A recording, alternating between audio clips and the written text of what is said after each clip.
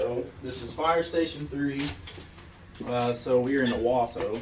And here in Owasso, the city has 4 fire stations. Some of our stations, somewhere in the building we have training rooms. So this is ours specifically. Set up pretty basic, just with some desks, usually a whiteboard. If we do any classroom studying, or sometimes we have birthday parties up here, this is where we'll do them at. So then just depending on which station you're at, kind of just depends on how big and how immaculate the classroom is. In there we have our police officers use that room.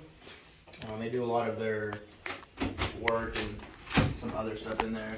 We step through here is the main part of the station. So kitchen, we have one fridge here.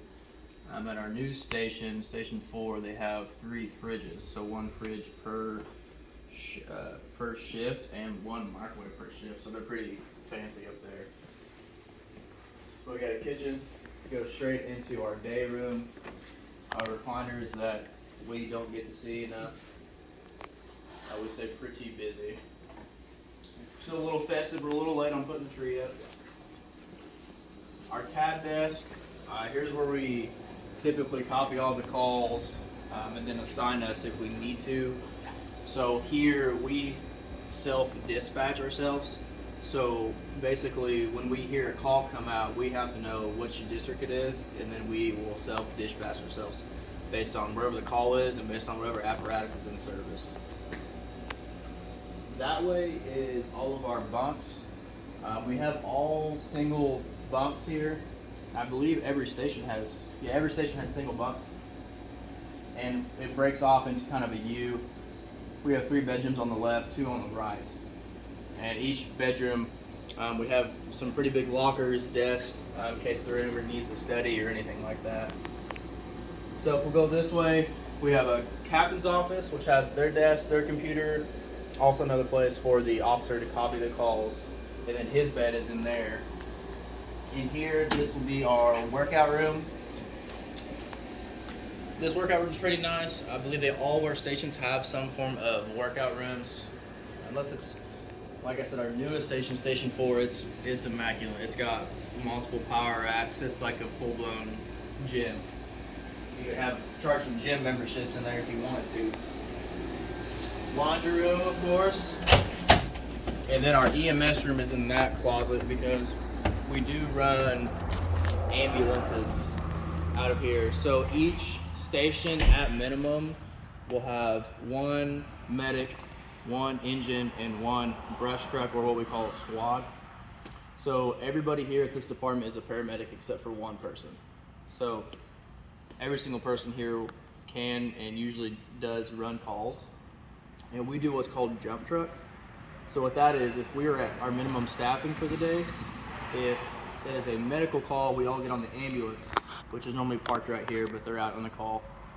And if it's a fire call, then all 3 of us will get on the engine or the squad, just whatever the call is and whatever we need to take. And then we can be staffed anywhere from 3 to 5. So 5 is pretty tough, but that's when we're fully staffed, when we have 5 people.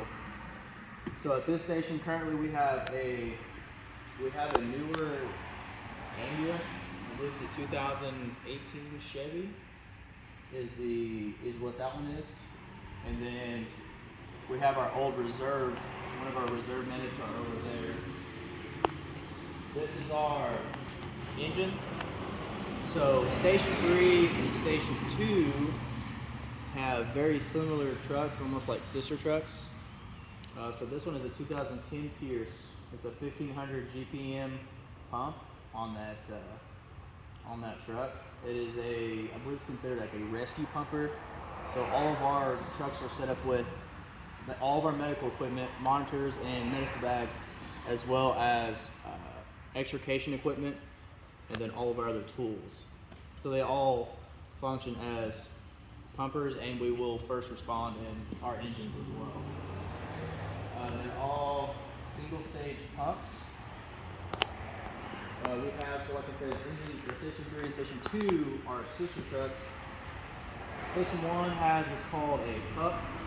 So essentially you would take that catwalk away and you would scrunch the truck down, and that truck has a PTO that is spinning all the time, and it also allows that truck to pump and roll.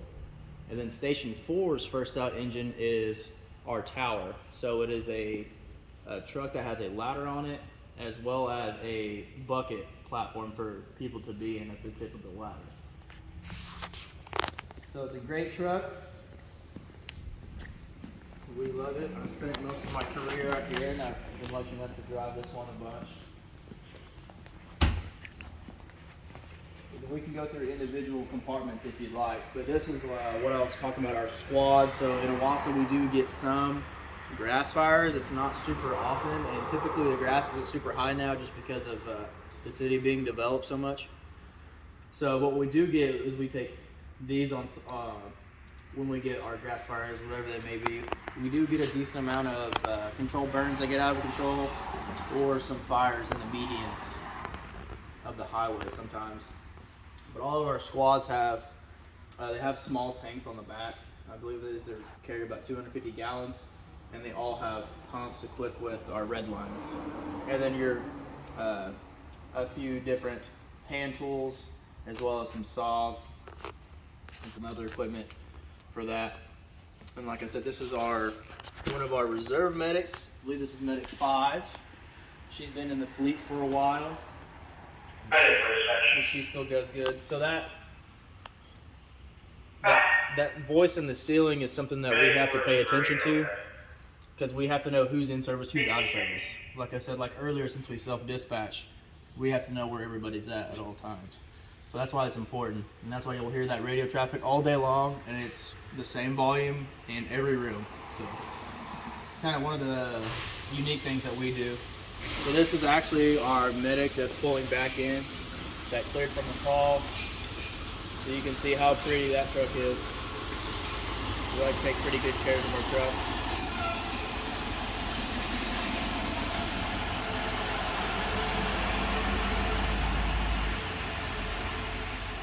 So in the back, obviously, all of our gear. We have some of our water rescue equipment.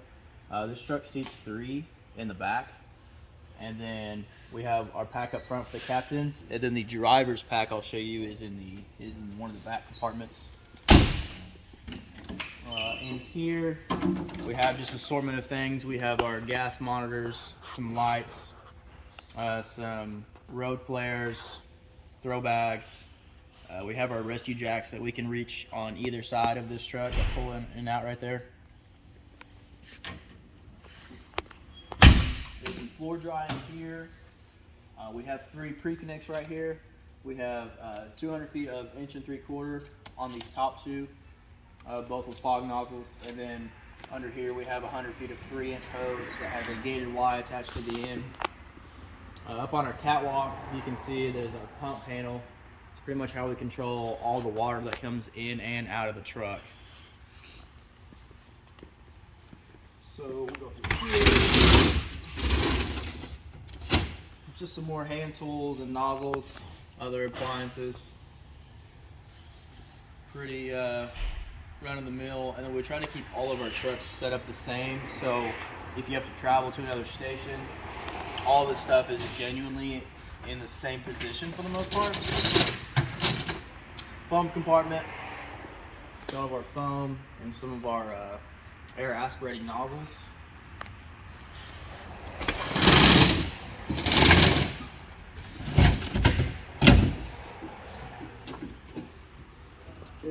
So we have our airbags back here. I have my driver's pack, our RIT pack, and our high-res pack.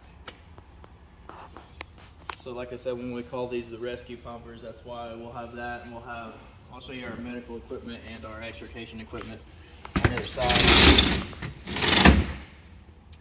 Back, we got our power unit for all of our hydraulic tools, and then our hydrant bag, as well as the manifold and some other cribbing equipment. And then up top is where we have all of our supply hose. We typically use 5-inch here as much as we can. We try to use 5-inch for pretty much every lay that we can, but we also have some 3-inch if we need to use that for whatever reason, and then some hard section hose. We still carry a hard section hose and some drafting equipment. We don't carry drop tanks on any of our pumpers, but we do have a tanker at one of our stations that has our drop tank if for whatever reason we need to do some drafting operations. Ladders, pike poles in the back here. We have 3 different ladders. We have an extension ladder, a roof ladder, and an attic ladder. Here's all of our extrication equipment. So with this truck, we still have hydraulics. With 2 of our newer apparatuses we use, it's all electric. So the cutters, the shredders, the combo, the rams, even the chainsaws, K12, the fan, everything is electronic. So it's pretty neat. The hydraulic still works, but it's just more cumbersome, and you got to have that unit with you. And it does really good at making your truck real dirty.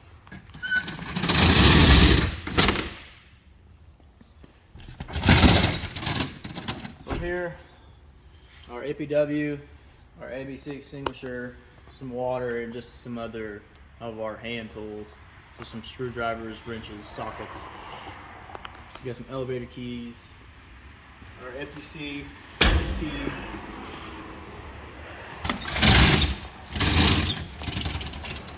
Chainsaw K12 and PPV, or positive pressure fan. Then over here we have more discharges, intakes, and you can see this other side of this 3-inch.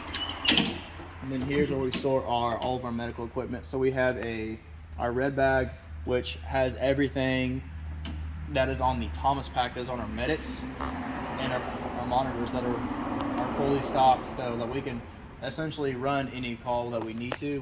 We won't be transporting them, obviously. So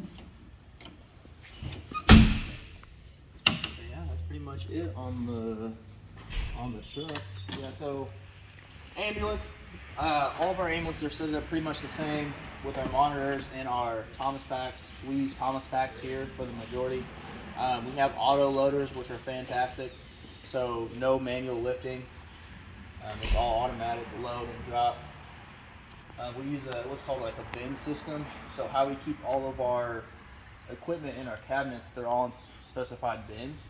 So that way if we take something out, it's easier to replace it with replacing a whole bin instead of just keeping track of small individual stuff.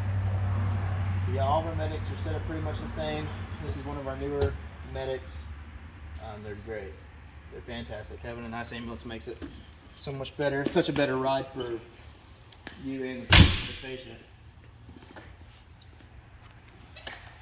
Trying to think what else I can show you. We have some extra supply hose on the back if we need it, or water. These trucks are pretty great. They usually don't get stuck very often. They're pretty awesome.